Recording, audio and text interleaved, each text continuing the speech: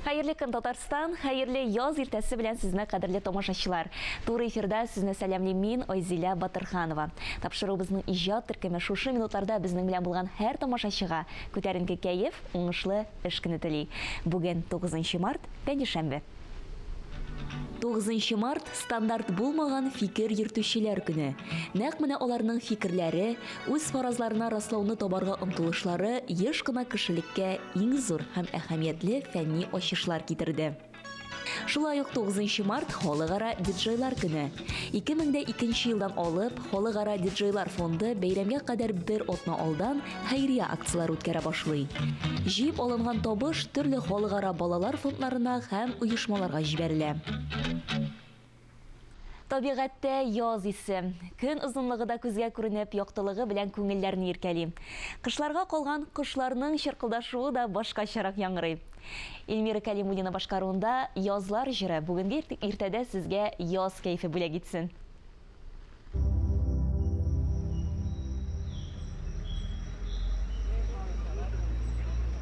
Бүген студиябызда кунакта язның үзе кебек назлы, искиткеч шибәр, зәвыклы Татарстанның ат казанган артисты Эльмира Калимуллина. Эльмира, исәнмесез? Хәерле көн. Исәнмесез, хәерле көн. 19 март көнне филармония концерт залында сез тамашачыларга язлар дип исемләнгән яңа концерт программагызны тәкъдим итәсез. Белүемчә, соңгы тапкыр сез 2021 елда сольный концерт белән тамашачыларга бүләк ясаган идегез инде. Ул елдан инде хәзер бик күп нәрсә үзгәрде. Быел исә сез тамашачыларга әлбәттә яңа репертуар һәм зур исем белән чыгыш ясаячаксыз. Ул әлбәттә әни исеме белән. Нинди хисләр били сезне? Беренчедән, мин бик дулкынланам, чөнки мин бик сагындым тамашачымны. Бик күп яңа җырлар әзерләдем. Һәм инде бала белән әзерләнү икенче төрле. Бөтен эшне бик тиз мин хәзер эшлим. Шуңа күрә яңа статуста да, яңа җырлар белән дә, яңа хисләр белән шул концертны бик зарыгып көтәм. Әлбәттә, һәрбер артист концерт алдыннан уйланадыр. Тамашачы миннән нәрсә көтә дип. Әлбәттә, беләбез, сезне өлкәннәр дә, бигрәк тә яшьләр бик яратып тыңлый. Балалар сезнең белән һәрвакыт дуэт ясарга хыяллана, шулай бит инде. Менә чынлап та тамашачыга нәрсә әзерләдегез? Беренчедән, ничек әйттем инде, яңа җырлар ике телдә, рус телендә дә, татар телендә дә бик күп премьералар булачак, Алла бирса. Әлбәттә, Мәскәүдән килгән балет, ут куючы да безнең режиссер, берничә спецэффект без анда уйлап җибәрдек. Шуңа күрә бик күп яңалыклар булачак визуал яктан да. Һәм үзем әлбәттә уйлыйм, тамашачы ничек микән менә бу җырны кабул итәр, менә бу җырны кабул итәр микән. Шуңа күрә мин үзем дә сценарист белән дә бөтен булган программада җырларны дөрес списокка төзәп, ничек драматургия буенча аларга җиңелрәк булачакмы, теге авыр булмасын дип, менә шулай итеп, менә бик каты итеп эшлибез. Бик көтәбез. Демәк, тагын бер тапкыр тамашачыларыбызга әйтеп узыйк, 19 март филармония концерт залында Эльмира Калимуллинаның язлар дип исемләнгән яңа концерт программасы. Эльмира, менә без сезне социаль челтәрләрдән күзәтеп барабыз. Соңгы вакытта сез ничектер тамашачыларга карата ачык. Һәр вакыт менә үзегезнең күңел халәтегез белән уртаклашасыз. Әлеге алай түгел иде бит ул. Менә нәрсә этәргеч булды? Беренчедән, замана да үзгәрә, мин дә үзгәрәм. Бәлки менә тамашачы белән икенче төрле элемтә хәзер. Мин үземне икенче төрле итеп хис итәм. Бәлки менә әни булуымда шундый этәргеч бирде. Һәм бүген әйтәләр бит, яңа ачыш, яңа искренность дигән фраза бар шундый.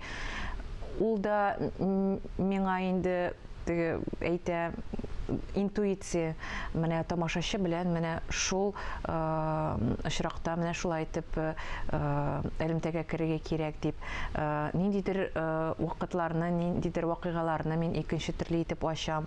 Үземә дә җиңелрәк. Теге беләсезме, психологка да йөрисек түгел, менә тамашачыларга үземнең хисләремне белгертәм дә, менә шундый безнең бик тыгыз элемтә. Кайта аваз бармы соң? Менә сез мәсәлән ниндидер хәл турында язасыз һәм бик күп язалар.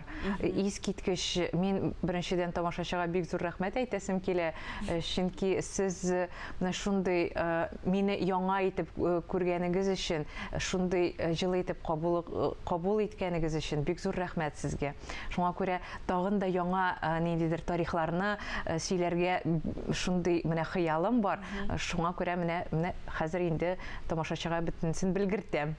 Димәк, инде концертыгызда да без сезнең күңел халәтегезне туя алачакбыз дигән. Әлбәттә, әлбәттә. Менә кичә генә Зеленодольский шәһәреннән кайтып килдем. Без анда 2 көн студияда эшләдек, яңа җырны, 2 яңа җыр яздырдык концертка. Менә иртәгә инде безнең репетиция булачак музыкантлар белән. Аннары балет киләчәк, генеральный прогон булачак. Менә бик катлаулы эш, әмма мин концертны бик көтәм. Мин шундый сагындым.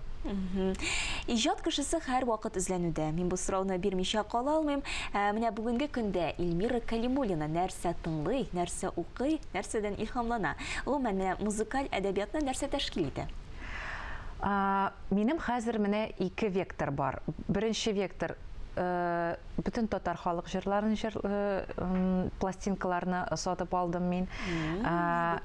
Безнең өйдә пластинкалар бар, проигрыватель дә бар. Һәм менә татар халык җырларын, һәм менә 80нче елларда булган диско стильдә менә шундый җырлар хәзер мин тыңлыйм. Ул әгәр дә булса инде Майкл Джексон да, Фредди Меркьюри, Queen, менә шундый инде бик танылган, бөтен дөньяга танылган җырларны менә тыңлыйм. Менә шундый менә хәзер минем ниндидер период. Нәрсә укыйсыз? Хәзер бала турында гына укыйм. Бүтән китапларны психологик яктан да, менә шуңа күрә теге әдәби китапларны укырга вакытым юк әле. Гел бала белән һәм репетицияләрдә. Димәк, буш вакыт әлегә юк дип әйтергә кирәк. Юк, буш вакыт юк. Буш вакыт булса да, ул гел бала белән. Эльмира, сезнең иҗатыгызны әлбәттә инде Илмир Низамовтан, безнең танылган композиторыбыз Илмир Низамовтан башка күз алдына китерү кыен. Концертта ничә процент җыр Илмир Низамовныкы? 80%. 80%. Әлбәттә, без Эльмир белән бик тыгыз итеп эшлибез. Безнең шундый менә ниндидер бик җылы тандем. Әмма дә ләкин бу концертта Миләүшә Хәйруллина композиторның һәм Гөлнара Тимербулатованың да җырлары яңгырашак. Алар премьера булачак. Әлбәттә инде 1-2 җыр голос проекттан да булачак. Аларны мин калдырмадым. Аларны мин калдырдым һәм тамашачыга әлбәттә тәкъдим итәм. Беләм, аларны бик көтәләр. Һәм менә берничә җыр минем ирем язган. Менә аларны да тамашачыга мин тәкъдим итермен. Искиткеч. Сезнең ирегез җырлар да яза, биюче дә, һәм әле сезне матур итеп фотога да төшерә икән. Менә без бу сырны да без белдек. Эльмира Калимуллинаның афишаларындагы барлык фотолар дип әйтергә кирәк. Аның иренеке. Аның яраткан хобби фотография. Менә ул мине фотографировать итә дә, һәм күрә белә сезне. Ул мине күрә белә, әлбәттә. Искиткеч. Эльмира, чынлап та менә исеме үк шулкадәр рәхәтлек китерә, язлар. Әлбәттә, һәр кеше яздан өмет көтә, нинди дә булса. Менә хатын-кызларны бит төрле ел фасыллары белән чагыштырырга яраталар. Шәхсән сез минем күз алдымда нәкъ менә яз кызы булып күз алдыма киләсез. Шундый назлы, зәвыклы. Килешәсезме бу сүзләр белән? Бу сүзләр белән дә килешәм. Минем менә фикеремчә, төрле чаклар була. Шуңа күрә мин кайбер вакытны яз кебек, кайбер вакытны җәй кебек ут итеп янам, кайбер вакытны көз булып моңланам. Кыш көне инде минем туган көнем, шуңа күрә бөтен ел фасыллары миндә бар. Искиткеч. Һәм әлбәттә инде быелгы яздан сез нәрсә көтәсез, нәрсә өмет итәсез? Беренчедән, әлбәттә, тамашачым белән концертымда элемтәгә керергә, үземне икенче яктан аларга күрсәтергә, яңа җырларны, без тагын 2 альбом чыгарабыз. Беренче альбом татар телендә, икенче альбом рус телендә.